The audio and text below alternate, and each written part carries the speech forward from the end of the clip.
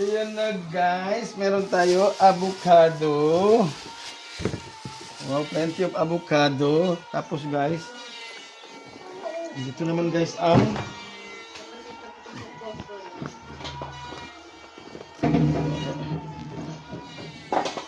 avocado guys, oh.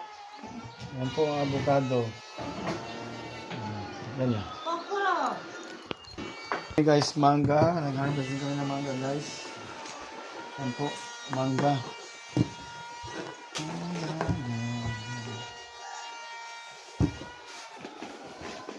Yan po ang mangga guys. Tapos, ito naman guys ang kusa na yun.